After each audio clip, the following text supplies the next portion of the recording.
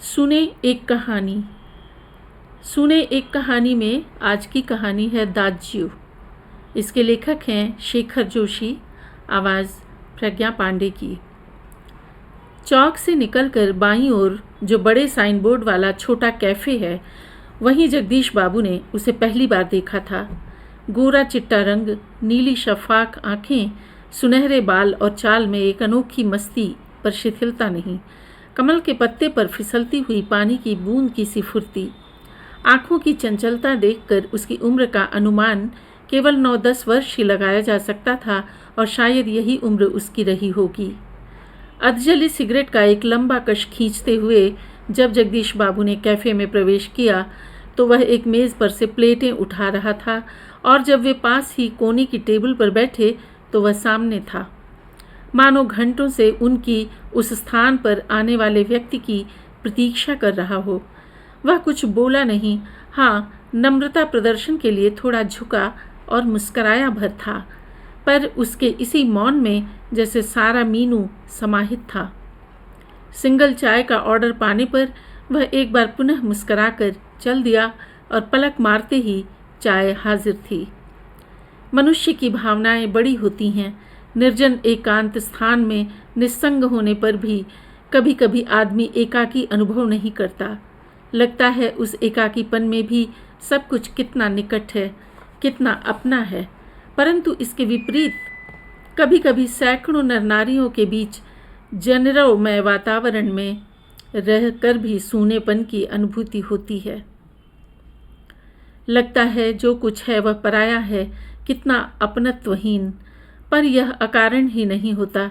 उस एकाकीपन की अनुभूति, उस अलगाव की जड़ें होती हैं बिछोह या विरक्त की किसी कथा के मूल में। जगदीश बाबू दूर देश से आए हैं, अकेले हैं। चौक की चहल पहल, कैफ़े के शोरगुल में उन्हें लगता है सब कुछ अपनत्वहीन है। शायद कुछ दिनों रहकर अभ्यस्त हो जाने पर उन्हें इसी वातावरण में अपनेपन की अनुभूति होने लगे। पर आज तो लगता है यह अपना नहीं, अपनेपन की सीमा से दूर, कितना दूर है। और तब उन्हें अनायास ही याद आने लगते हैं अपने गांव पड़ोस के आदमी, स्कूल कॉलेज के छोकरे, अपने निकट शहर के कैफ़े होटल। चाय शाब। जगदीश बाबू ने राखदानी में सिगरेट छाड़ी। उन्हें लगा इन शब्दों की ध्वनि में वही कुछ है जिसकी रिक्तता उन्हें अनुभव हो रही है, और उन्होंने अपनी शंका का समाधान कर लिया। क्या नाम है तुम्हारा? मदन। अच्छा मदन, तुम कहाँ के रहने वाले हो? पहाड़ का हूँ बाबूजी। पहाड़ तो सैकड़ों हैं, आबू, दार्जिलिंग, मंसूरी, शिमला, अल्मोड़ा। तुम्हारा गांव किस पहाड़ में है? इस बार शायद उसे पहाड़ और जिले का भेद मालूम हो गया। मुस्कुराकर बोला, अल्मोड़ा साहब, अल्मोड़ा। अल्मोड़ा में कौन सा गांव है? विशेष जानने की गरज से जगदीश बाबू ने पूछा।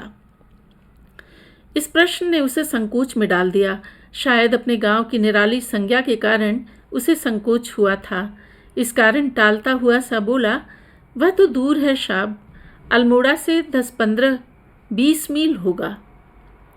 फिर भी नाम तो कुछ होगा ही? जगदीश बाबू ने जोर देकर पूछा।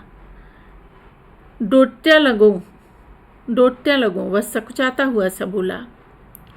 जगदीश बाबू के चेहरे पर पुती हुई एकाकीपन की स्याही दूर हो गई, और जब उन्होंने मुस्कुराकर मदन को बताया कि वे भी उसके निकटवर्ती गांव के रहने वाले हैं, तो लगा जैसे प्रसन्नता के कारण अभी मदन के हाथ से ट्रे गिर पड़ेगी। उसके मुंह से शब्द निकलना चाह कर भी न निकल सके। खोया खोया सा वह अपने अतीत को फिर लौट लौट कर देखने का प्रयत्न कर रहा हो। अतीत, गांव, ऊंची पहाड़ियाँ, नदी, ईजा, बाबा, दीदी, भूली, दाज्यू, बड़ा भाई। मदन को जगदीश बाबू के रूप में किसकी छाया निकट जान पड़ी? ईजा? नहीं बाबा, नहीं दीदी, भूली, नहीं दाज्यू, हाँ दाज्यू। 2-4 ही दिनों में मदन और जगदीश बाबू के बीच की अजनबीपन की खाई दूर हो गई। टेबल पर बैठते ही मदन का स्वर सुनाई देता, दाज्यू, जय हिंद। दाज्यू, आज तो ठंड बहुत है। दाज्यू, क्या यहाँ भी यूं पड़ेगा? दाज्यू, अपने तो कल बहुत थोड़ा खाना खाया। तभी किसी और से बॉय की आवाज़ पड़ती और मदन उस आवाज़ की प्रतिध्वनि के पहुंचने से पहले ही वहां पहुंच जाता। ऑर्डर लेकर फिर जाते जाते जगदीश बाबू से पूछता, दाज्यू कोई चीज़? पानी लाओ। लाया दाज्यू। दूसरे टेबल से मदन की आवाज़ सुनाई देती। मदन दाज्यू शब्द को उतनी ही आतुरता और लगन से दोहराता जितनी आतुरता से बहुत दिनों के बाद मिलने पर माँ अपने बेटे को चूमती है। कुछ दिनों बाद जगदीश बाबू का एकाकीपन दूर हो गया। उन्हें अब चौक कैफ़े ही नहीं, सारा शहर अपनेपन के रंग में रंगा हुआ सा लगने लगा। परंतु अब उन्हें यह बार बार दाज्यू कहलाना अच्छा नहीं लगता और यह मदन था कि दूसरी टेबल से भी दाज्यू। मदन, इधर आओ। आया दाज्यू। दाज्यू शब्द की आवृत्ति पर जगदीश बाबू के मध्यम वर्गीय संस्कार जाग उठे। अपनत्व की पतली डोरी अहम की तेज धार के आगे न टिक सकी। दाज्यू, चाय लाऊं? चाय नहीं, लेकिन यह दाज्यू दाज्यू क्या चिल्लाते रहते हो दिन रात? किसी की प्रेस्टीज का ख्याल भी नहीं है तुम्हें? जगदीश बाबू का मुंह क्रोध के कारण तमतमा गया। शब्दों पर अधिकार नहीं रह सका। मदन प्रेस्टीज का अर्थ समझ सकेगा या नहीं, यह भी उन्हें ध्यान नहीं रहा, पर मदन बिना समझाए ही सब कुछ समझ गया था। मदन को जगदीश बाबू के व्यवहार से गहरी चोट लगी। मैनेजर से सिरदर्द का बहाना कर वह घुटनों में सर दे कोठरी में सिसकियां भर भर रोता रहा।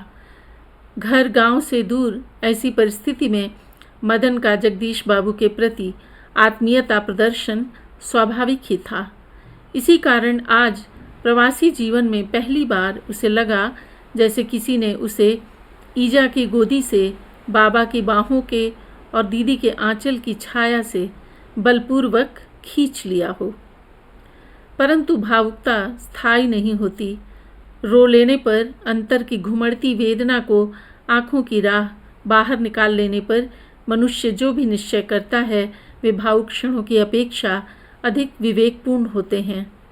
मदन पूर्ववत काम करने लगा।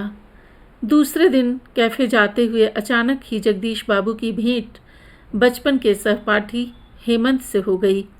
कैफ़े में पहुंचकर जगदीश बाबू ने इशारे से मदन को बुलाया, परंतु उन्हें लगा जैसे वह उनसे दूर दूर रहने का प्रयत्न कर रहा हो।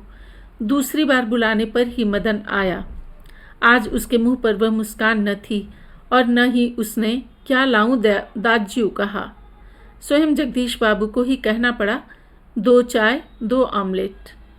परंतु तब भी लाया दाज्यू कहने की अपेक्षा लाया शाप कहकर वह चल दिया, मानो दोनों अपरिचित हों। शायद पहाड़िया है, हेमंत ने अनुमान लगाकर पूछा। हाँ, रूखा सा उत्तर दे दिया जगदीश बाबू ने और वार्तालाप का विषय ही बदल दिया। मदन चाय ले आया था। क्या नाम है तुम्हारा लड़के? हेमंत ने एहसान चढ़ाने की गरज से पूछा। कुछ क्षणों के लिए टेबल पर गंभीर मौन छा गया। जगदीश बाबू की आंखें चाय की प्याली पर ही रह गईं। मदन की आंखों के सामने विगत स्मृतियां घूमने लगीं। जगदीश बाबू का एक दिन ऐसे ही नाम पूछना, फिर दाज्यू, आपने तो कल थोड़ा ही खाया, और एक दिन किसी की प्रेस्टीज का ख्याल नहीं रहता तुम्हें। जगदीश बाबू ने आंखें उठाकर मदन की ओर देखा। उन्हें लगा जैसे अभी वह ज्वालामुखी सा फूट पड़ेगा। हेमंत ने आग्रह के स्वर में दोहराया, क्या नाम है तुम्हारा? बॉय कहते हैं साहब मुझे। संक्षिप्त सा उत्तर देकर वह मुड़ गया। आवेश में उसका चेहरा लाल होकर और भी अधिक सुंदर हो गया था।